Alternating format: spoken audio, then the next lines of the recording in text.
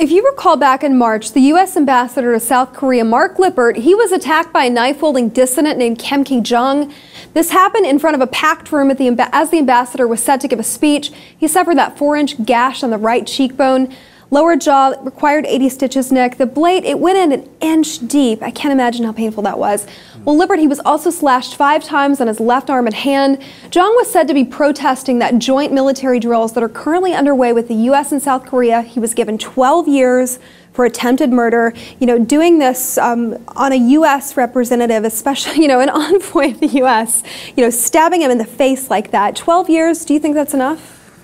Well, look, do we treat this guy like he's special because he's ambassador, or as the law stands in South Korea, we just say, he stabbed someone, he stabbed somebody. Is he special? Because, again, the fact that it's politically motivated, that definitely changes things. But I think we should be happy that in a country like South Korea, for example, you don't have every angry idiot has the opportunity to have a firearm. Therefore, if he's angry and he wants to do some damage, he'll go in there and shoot him. No, he can't because it's not America. He has to cut him with a knife. That's a terrible thing to happen, but thank God it wasn't a gun, for example, right? Because in this country, if someone's angry and pissed off, they could technically do what this guy did with a knife, except it would be a loaded handgun.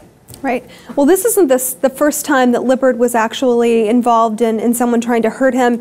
In July, the South Korean officials, they arrested a man who posted a threat to kill Lippert. They did this on the White House website, so not too smart there. But this man, for some reason, well, we know the reason why, because, very heated topic, the reunification of North and South Korea. And people see him, people like this see him as possibly standing in the way of that. Oh, I would say that every single I'm trying to be nice, of who course. watches their state-sponsored media would agree that the U.S.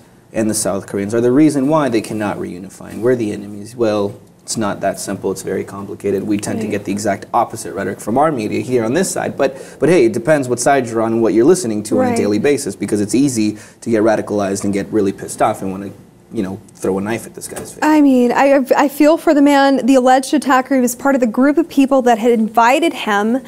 Shortly after he entered that center, he was jumped. He wasn't able to give a speech. But just knowing that people have access to ambassadors, I mean, he is an arm. He's a representative of the U.S.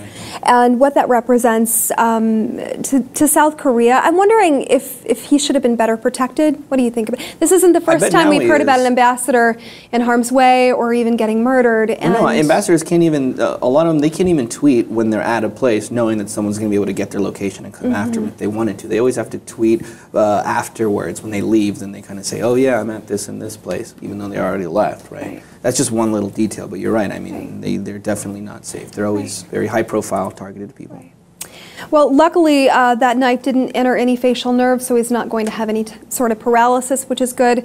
But still a cautionary word for anybody with a political speech. They should have their eyes open. You wouldn't think, though, in a center like that, at a ritzy breakfast, giving a speech about, Ironically, though, what this man did, he harmed his own cause. I mean, it's just weird. Yeah, it didn't look good for his people. Didn't look too good. Anyway, we'd love to know what you think about this dissident getting so close to the ambassador. He stabbed him in the face, 81 inch, 80 stitches. Let us know what you think about the story. Also, his guilty sentencing, 12 years for attempted murder.